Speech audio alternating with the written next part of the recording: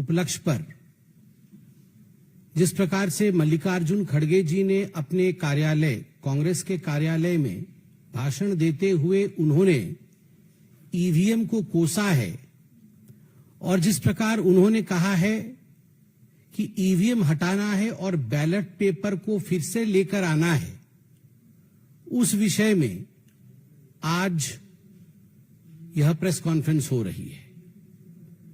मल्लिकार्जुन जी ने कहा है कि हमें ईवीएम को साइड में रखना है। मल्लिकार्जुन जी, आप ईवीएम को साइड में रखिए या ना रखिए, मगर जनता ने कांग्रेस पार्टी को तो साइड में रख दिया है।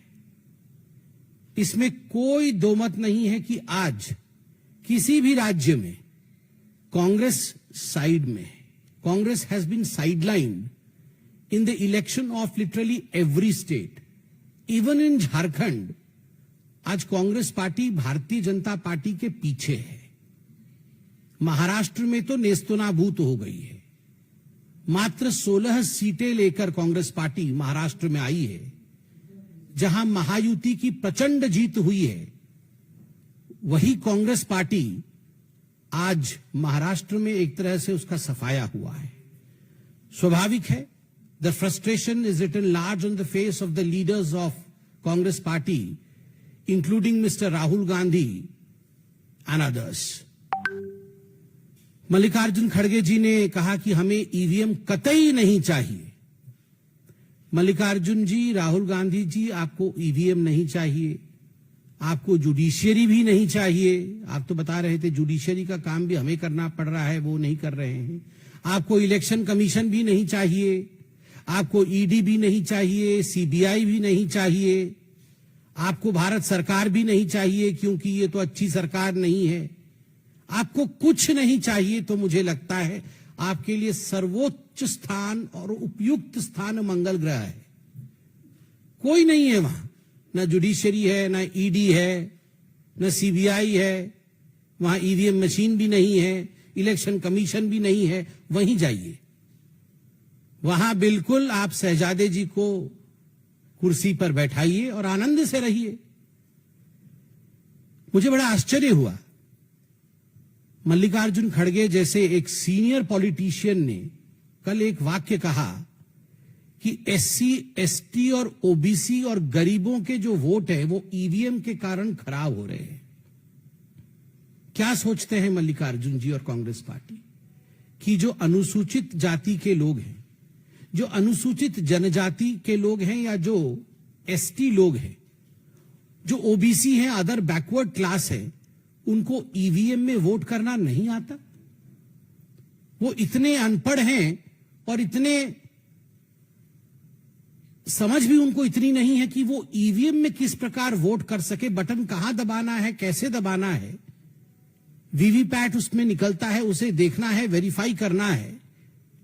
Just because they are SC, ST, OBC and poor, they do not know how to use EVM. ये एक इंसल्ट है। ये कहीं ना कहीं SC, ST और OBC समाज के प्रति एक बहुत बड़ा इंसल्ट है, एक बहुत बड़ा धक्का है। और मैं ये एक्सपेक्ट नहीं कर रहा था। मुझे नहीं लगता था कि मल्लिकार्जुन खड़गे जैसा सीनियर व्यक्ति इस प्रकार के वाक्य का प्रयोग करेगा। मल्लिकार्जुन जी का यह भी कहना था कि हम तो बैलेट पेपर किसी भी कीमत पर लेकर आएंगे और ईवीएम मशीन जो है वो नरेंद्र मोदी और अमित शाह जी के घर पे रख दीजिए। मोदी जी और अमित शाह जी के घर पे ईवीएम मशीन रख दीजिए, हम बैलेट पेपर लेके आएंगे। खड़गे जी, राहुल जी, मोदी जी के घर में ईवीएम मशीन है। E for energy, V for Vikas, M for Mehnat. Machine की तरह मोदी जी काम करते हैं। He works like a machine and he has EVM. वो ऊर्जा उनके पास है। E for energy, V for Vikas, विकास के लिए, डेवलपमेंट के लिए काम करते हैं। और वो अतुलनीय मेहनत, ईवीएम, उसी के कारण आज भारतीय जनता पार्टी जीत रही है। सही कह रहे हैं, हम ईवीएम के कारण जीत रहे हैं, जहां ई से एनर्जी, वी से विकास और एम से मेहनत होता है। और आप आरबीएम के कारण हार रहे हैं। आरबीएम का अर्थ है राहुल्स बेकार मैनेजमेंट। हम ईवीएम के कारण जीत रहे हैं, आप आरबीएम के कारण हार रहे हैं। खराबी मशीन में नहीं है, खराबी लीडरशिप में है। ये ईवीएम ठीक है, राहुल खराब है। आप ईवीएम बाद में बदलिएगा, राहुल को बदलिए। बताइए, कोई भी प्रतिद्वंदी इस प्रकार का अनसॉलिसिटेड एडवाइस नहीं देता है, मगर फिर भी मुझे लगता है लोकतंत्र में इतनी शिष्टाचार होनी चाहिए कि इतने वर्षों तक साथ साथ पार्लियामेंट में और असेंबलीज में बैठने के बाद कम से कम कुछ एडवाइस हमें, भले ही वो अनसॉलिसिटेड लगे, हमें देना चाहिए। मैं तो मल्लिकार्जुन जी से कहूंगा, मल्लिकार्जुन जी जानते हैं, वैसे कभी कभी उनके चेहरे को मैं भी पढ़ता हूं, वो जानते हैं खराबी कहां है, बेचारे बोल नहीं पाते हैं। बदलने की आवश्यकता है राहुल गांधी को, ईवीएम को नहीं। और वो कह रहे थे मल्लिकार्जुन जी की बैलेट पेपर के लिए हम यात्रा निकालेंगे। आजकल वो नया शब्द उनका यात्रा चल रहा है बड़ा, भारत जोड़ो यात्रा, उसी से सब कुछ मंगल हो गया। और भारत जोड़ो यात्रा के बाद आप बोल रहे हैं बैलेट पेपर यात्रा निकालेंगे।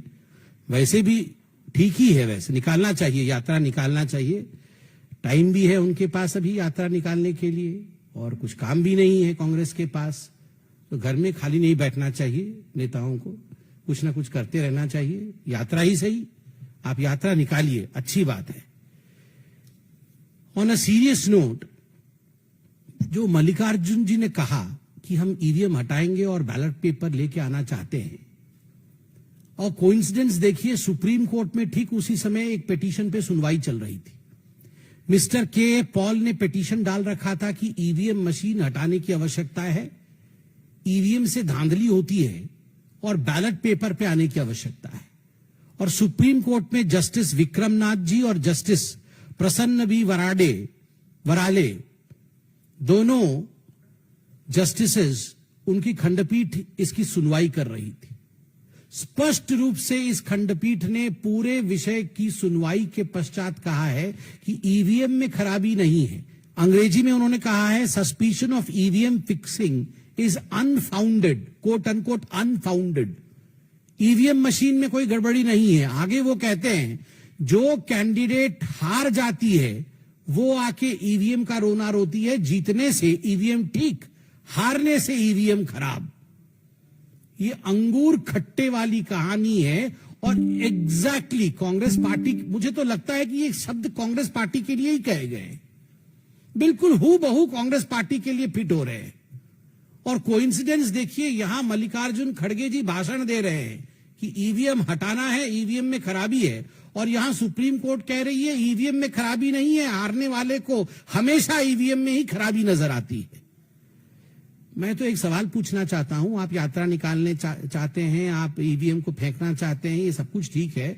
जब 2017 में एक हैकाथॉन हुआ था, इलेक्शन कमीशन ने एक हैकाथॉन किया था कि आइए हम यहां ईवीएम मशीन रखेंगे और सब पॉलिटिकल पार्टी के लोग आके आप हैक करिए, और बहुत पहले से नोटिस जारी किया था कि हैकाथॉन होगा। कोई नहीं गया, कोई गया नहीं हैकाथॉन करने के लिए। उससे पहले तो टीवी पे, मुझे तो याद है, वो आम आदमी पार्टी के शायद सौरभ भारद्वाज जी, शायद वही, वो कुछ तार वार जोड़ के हैक कर रहे थे कि कैसे हैक होता है। उस दिन नहीं गए और हैक करने के लिए, उस दिन हैक करने नहीं गए वहां भी ईवीएम को हैक करने के लिए। तो ये कांग्रेस पार्टी हैकाथॉन के दिन घर में क्या कर रही थी? हाँ, विदेश ट्रिप में चले गए होंगे राहुल जी, हो सकता है उस समय खोजने से वो थाईलैंड वगैरह में कहीं होंगे, कहीं ना कहीं होंगे, बाहर ही होंगे, नहीं तो हो सकता है वो जाएंगे। मगर बड़ा आश्चर्य का विषय है, hackathon, you don't take these things seriously. आप इतने बड़े पॉलिटिकल पार्टी के अध्यक्ष हैं, आप बोल रहे ईवीएम को फेंकना पड़ेगा, बैलेट को लाना पड़ेगा, and when the hackathon takes place no one represents your party in the hackathon to prove what you are saying. Elon Musk ji ने भी ट्वीट किया है, मैं देख रहा था, सीईओ है टेस्ला के, जो जुलाई 4 को हमारी रिजल्ट्स निकलने के बाद, जून 4 को रिजल्ट्स निकलने के बाद लोकसभा के एक आर्टिकल छपी थी कि India count 640 million votes in a single day.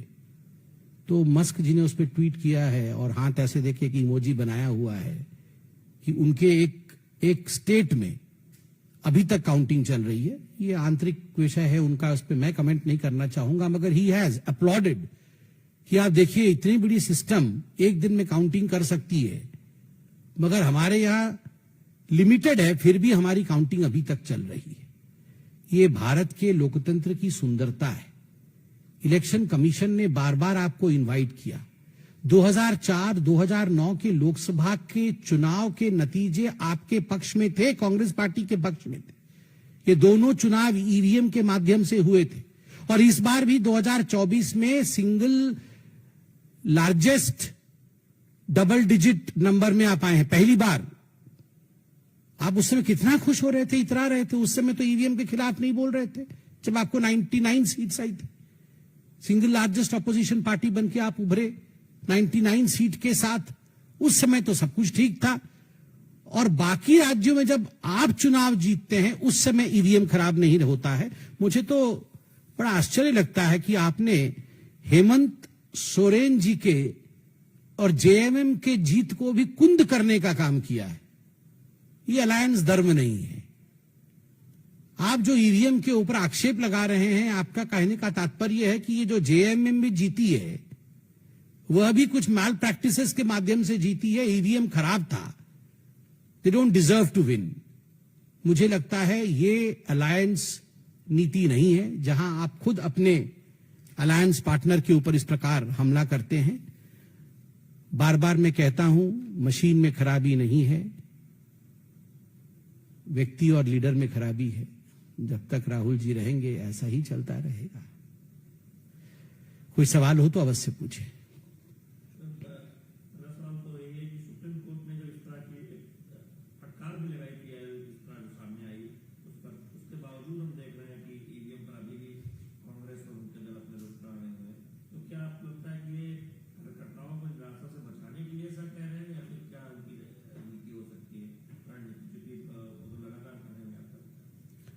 क्या रणनीति हो सकती है और क्या बोलेंगे लोगों को? सब कार्यकर्ता कांग्रेस पार्टी के जानता है, सब जानते हैं कि राहुल गांधी से नहीं हो पाएगा। ये कौन नहीं जानता है? मैं भी जानता हूं, वो कार्यकर्ता भी जानता, हमारे सारे कार्यकर्ता जानते हैं। आप लोग बोलते नहीं है, आप लोग भी मन में सोच के देखिए और कांग्रेस वालों से पूछिए, वो भी बोलते नहीं हो पाएगा उससे। अब क्या बोलेंगे कि ये चुनाव राहुल गांधी जी के कारण हार गए? अब यही सब बोलेंगे, ईवीएम खराब हो गया जी, मशीन खराब हो गई, बिजली कट गई, रोड खराब था, हमारा कार काम नहीं कर रहा था। यही सब बोले, कुछ तो बोलना पड़ेगा ना। अब यही बोलते हैं ईवीएम खराब हो गया है, जानते सब है कि राहुल खराब हो गए हैं।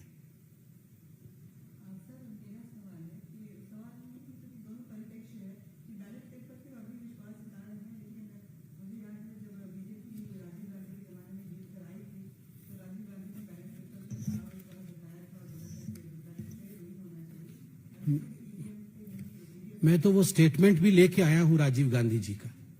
राजीव गांधी जी ने स्टेटमेंट दिया था बैलेट पेपर के विरोध में।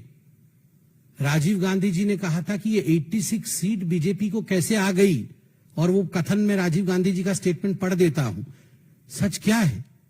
बीजेपी के पिछले पार्लियामेंट में लोकसभा में 86 सीटें आई थी। उनकी 86 सीटें जीतने की ताकत आज तक नहीं बनी। उनका वोट 8% से बढ़कर मुश्किल से 12% हो गई। 8 से बढ़कर 12% होने से उन्हें 86 सीटें मिल गई।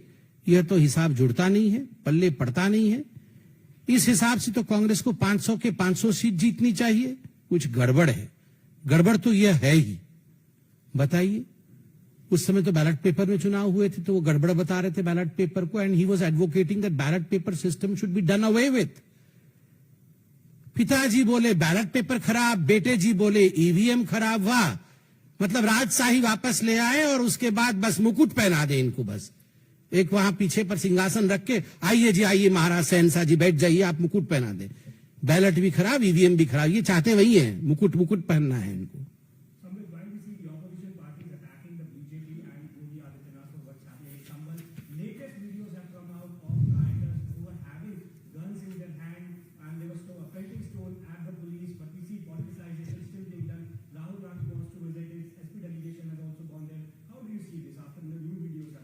So it's a sensitive issue. It's a very sensitive issue.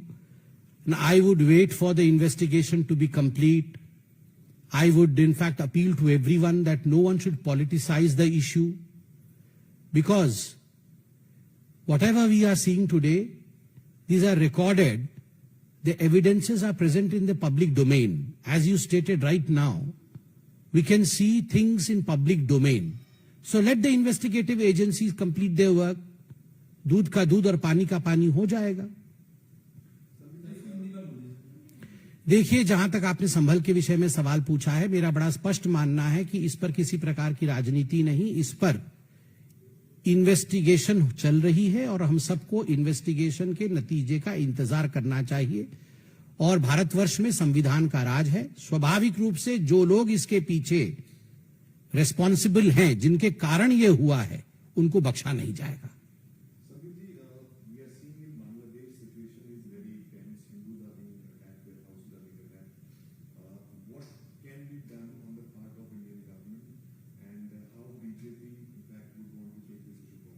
See, as far as Bangladesh and as far as arresting of a monk also, a revered monk also in Bangladesh is concerned, the foreign ministry has issued a statement, has given a statement to which Bangladesh also has reacted. I believe as a political party, I would refrain from making any statement since the government of India has already made a statement.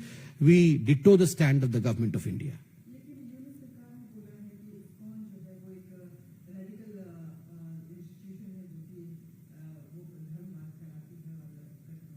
So we all know the truth, but still I would not be drawn into the kind of fight between two countries. The two countries have exchanged notes, they have exchanged statements, and we all stand by the rightful statement issued by the MEA of India.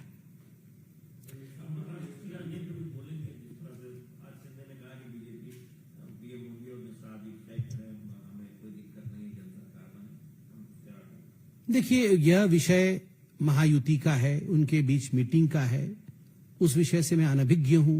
स्वाभाविक रूप से वो mandate मेरे पास भी नहीं है कि मैं उस पर कमेंट करूं. मैंने भी अभी माननीय शिंदे जी के प्रेस कॉन्फ्रेंस को सुना. शिष्टता, शालीनता और भद्रता के शब्दों को उन्होंने बहुत अच्छे से पिरोया है. हम सब ने सुना है. और इस विषय पे जब तक बैठक इत्यादि नहीं होती है, मुझे लगता है हम अभी इस विषय से अनभिज्ञ हैं.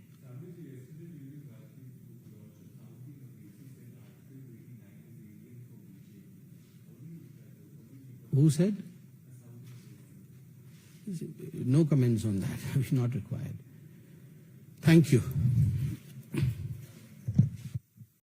राजीव गांधी जी ने स्टेटमेंट दिया था बैलेट पेपर के विरोध में. राजीव गांधी जी ने कहा था कि ये 86 सीट बीजेपी को कैसे आ गई, और वो कथन में राजीव गांधी जी का स्टेटमेंट पढ़ देता हूं. सच क्या है? बीजेपी के पिछले पार्लियामेंट में लोकसभा में 86 सीटें आई थी.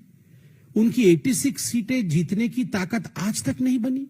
उनका वोट 8% से बढ़कर मुश्किल से 12% हो गई. 8 से बढ़कर 12% होने से उन्हें 86 सीटें मिल गई. यह तो हिसाब जुड़ता नहीं है, पल्ले पड़ता नहीं है. इस हिसाब से तो कांग्रेस को 500 के 500 सीट जीतनी चाहिए. कुछ गड़बड़ है. गड़बड़ तो यह है ही. बताइए, उस समय तो बैलेट पेपर में चुनाव हुए थे, तो वो गड़बड़ बता रहे थे बैलेट पेपर को, and he was advocating that ballot paper system should be done away with. पिताजी बोले बैलेट पेपर खराब, बेटे जी बोले ईवीएम खराब. वाह, मतलब राजशाही वापस ले आए और उसके बाद बस मुकुट पहना दे इनको. बस एक वहां पीछे पर सिंहासन रख के, आइए जी आइए महाराज शहनशाह जी बैठ जाइए, आप मुकुट पहना दें. बैलेट भी खराब, ईवीएम भी खराब. ये चाहते वही है, मुकुट मुकुट पहनना है इनको. मल्लिकार्जुन जी ने कहा है कि हमें ईवीएम को साइड में रखना है. मल्लिकार्जुन जी, आप ईवीएम को साइड में रखिए या ना रखिए, मगर जनता ने कांग्रेस पार्टी को तो साइड में रख दिया है. इसमें कोई दो मत नहीं है कि आज किसी भी राज्य में कांग्रेस साइड में है. Congress has been sidelined in the election of literally every state. Even in Jharkhand आज कांग्रेस पार्टी भारतीय जनता पार्टी के पीछे है. महाराष्ट्र में तो नेस्तनाबूत हो गई है. मात्र 16 सीटें लेकर कांग्रेस पार्टी महाराष्ट्र में आई है, जहां महायुति की प्रचंड जीत हुई है. वही कांग्रेस पार्टी आज महाराष्ट्र में एक तरह से उसका सफाया हुआ है. स्वाभाविक है, the frustration is written large on the face of the leaders of Congress party including Mr. Rahul Gandhi and others. Mallikarjun खड़गे जी ने कहा कि हमें ईवीएम कतई नहीं चाहिए। मल्लिकार्जुन जी, राहुल गांधी जी, आपको ईवीएम नहीं चाहिए, आपको जुडिशियरी भी नहीं चाहिए। आप तो बता रहे थे जुडिशियरी का काम भी हमें करना पड़ रहा है, वो नहीं कर रहे हैं। आपको इलेक्शन कमीशन भी नहीं चाहिए, आपको ईडी भी नहीं चाहिए, सीबीआई भी नहीं चाहिए, आपको भारत सरकार भी नहीं चाहिए क्योंकि ये तो अच्छी सरकार नहीं है। आपको कुछ नहीं चाहिए तो मुझे लगता है आपके लिए सर्वोच्च स्थान और उपयुक्त स्थान मंगल ग्रह है। कोई नहीं है वहां, न जुडिशरी है, न ईडी है, न सीबीआई है, वहां ईवीएम मशीन भी नहीं है, इलेक्शन कमीशन भी नहीं है। वहीं जाइए, वहां बिल्कुल आप शहजादे जी को कुर्सी पर बैठाइए और आनंद से रहिए।